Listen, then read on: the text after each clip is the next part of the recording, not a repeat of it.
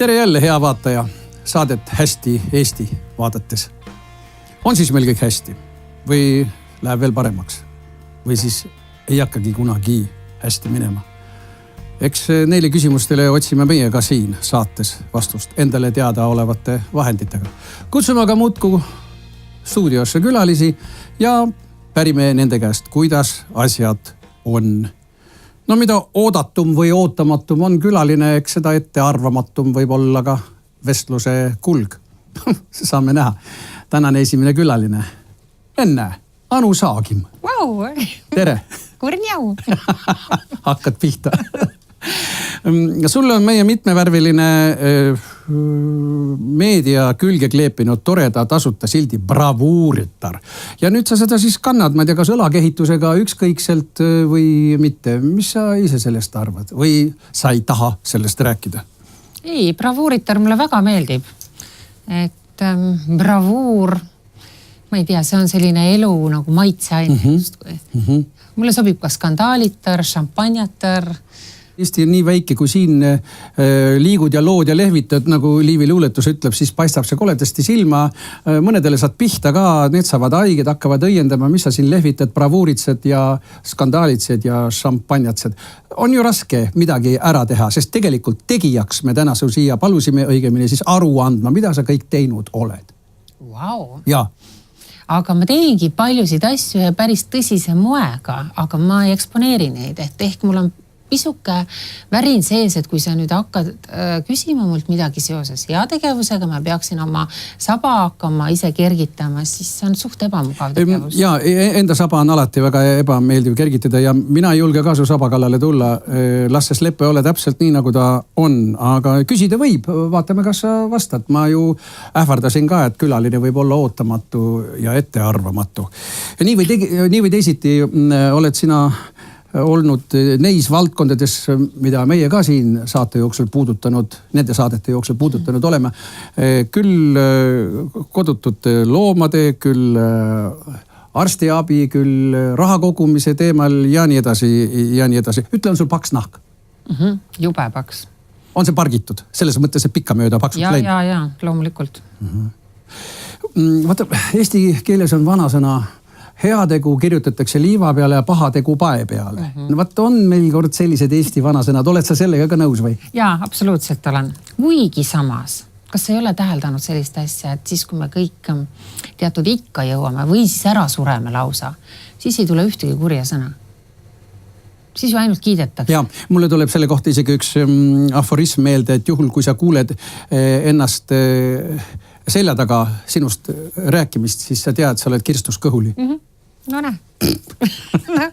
Et ma ei ole märganud veel ühtegi sellist nagu järelhõiset või järelkaja siis lahkunukese või lahkunu kohta, mis oleks kriitiline. Küll oli paha inimene, jumal tänatud, et kõrvad peale pani. Küll neid kommentaarides jätkub ka. Okay. Olgu peale. Tegelikult tuleme peateema juurde tagasi, sest et nüüd ma hakkan täitma juba saate ülemuste ettekirjutusi. Mulle anti käsk sinu käest küsida. Need ei ole minu küsimused üldse mitte. Ei, kuidas üritab vingerdada. Ma olen suuvooder. Ja järgmistele küsimustele vajame sinu otsekohest ja ausat vastust. Anu, kas sa oled näiteks verd loovutanud? Ma olen verd loovutanud. Läheb kirja pluss. Kusagil läheb see kindlasti mingisse suurde kuldsesse märkpikku kirja. Päris mitu korda või? Jaa, ikka mitu korda. Sõbranna õhutusel. Aga oled sa näiteks kerjusele raha annetanud? Loomulikult ja mitte vähe. Sa ei karda, et see raha ei jõua tegelikult kerjusini, ehkki sa korraks tema kastikesse poetub, aga... Ma ei tea, no ma olen nii Eestis kui välismaal andnud. Minu meelest ikkagi mingisugune sabaotsa tunne ütleb, et see on õige. Ja mulle õudselt meeldib anda muusikutele näiteks visata raha, kes mängivad tänaval, sest nad teevad ju tööd. Mina ei tea, samm läheb kuidagi kergemaks ja tuju helgemaks ja loomulikult ma teen sellega iseendale ka hea teo. Aga ikkagi, ma annan hea meelega, aga sa minu meelest sa nagu tunnetad ära, kes on nagu natuke pahalane ja kes on nagu seda senti väärt. Ütle, kas sa vabatahtlikku tööd, kindlasti oled teinud, aga ütleme mingil eesmärgil, ütleme abivajajale raha kogumise eesmärgil teinud mingit tööd, kas just põldu kündnud, aga parki riisunud või kellegi riideid pesnud ja nii edasi, nii edasi? ma olen käinud mingitel üritustel, kuhu on siis palutud vabatahtlikuna, et raha selle eest ei maksta. Tänu Luterile on meie reformitud kirik nüüd 500-aastane ilus ümmargune juubel. Sellekohane küsimus tuleb siit ka. Kas sa kirikule oled annetanud? No kirikus olen ka raha toppinud sinna karpi. Ma ju pidasin ühe suure peo maha, mul tuleb praegu meelde kirikus. Siis panin päris palju raha sinna karpi, et südametunnistus puhtaks jääks. Ja kas mitte sealt sinu bravuuritari nimiga pihta? Ja, vist tuli sealt suurema hooga. Et ja, sinna sai ka päris kopsakas rahas oma pandud, aga muidu ka panen jah, sest mulle ikkagi, jälle oleneb kirikust. Ma ei pane mõnda kirikusse, mis on kulla, karra ja teemantite ja rubiinidega nagu üle külvatud. Et sealt mulle tundub, et see raha võib-olla läheb pisut nagu valesse auku vahepeal. Ja kui ma näen, et need mustades või miks mitte kollastes või valgestes suurtes hõlstides mehed on seal väga täis söönud, siis mul on ka pisuke kahtlus. Aga sellised väiksed maakirikud, mis on tõesti, sa näed, või siin meil endal kesklinnaski Olümpia kõrval on üks imearmas kirik. Ja sa tõesti näed, et nad nagu püüavad ellu jääda ja ka nad vaaguvad seal nagu hinge. Alati panen sinna korjanduskarpi raha.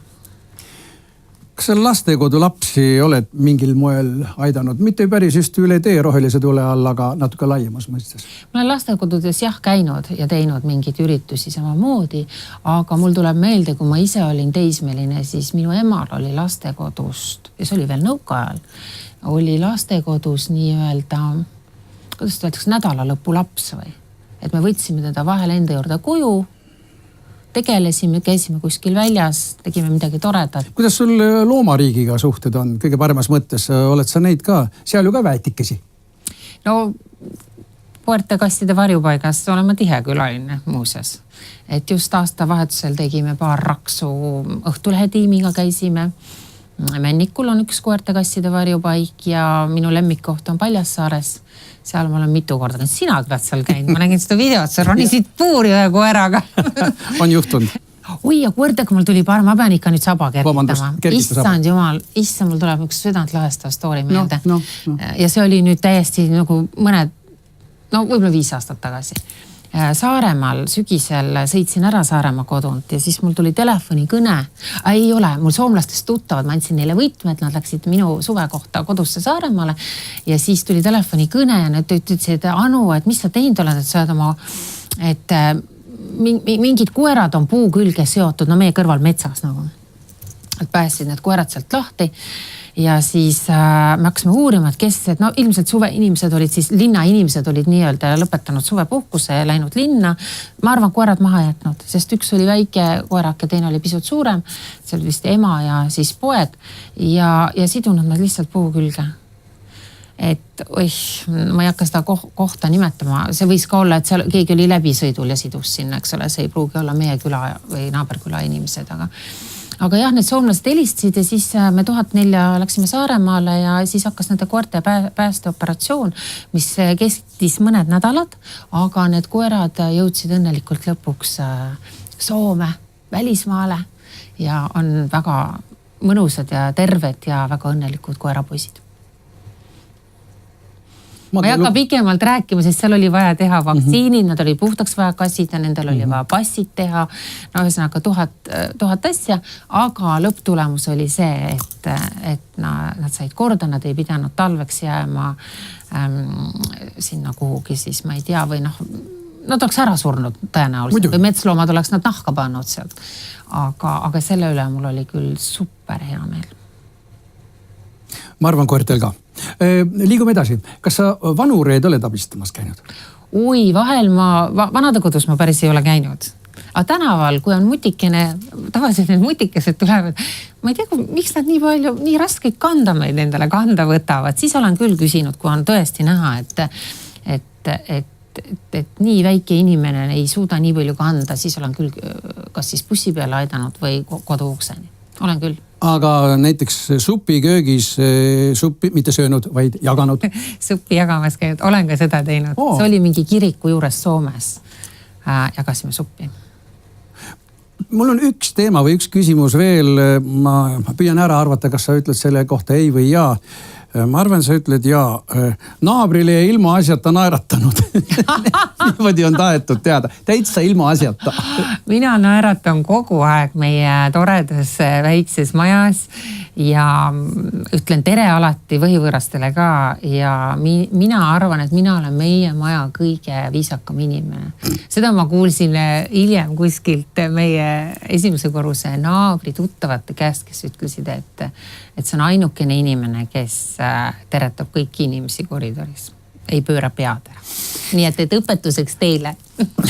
On aeg punktid kokku lugeda. 1, 2, 3, 4, 5, 6, 7, 8, 9. 9 punkti kohta tõid sa põhjenduse, et jah, sa oled seda teinud. Tead, mis kokku lüües välja tuleb? Nii. Anu, sa oled see hea inimene. Aga ma teadsin seda. Hästi, Anu.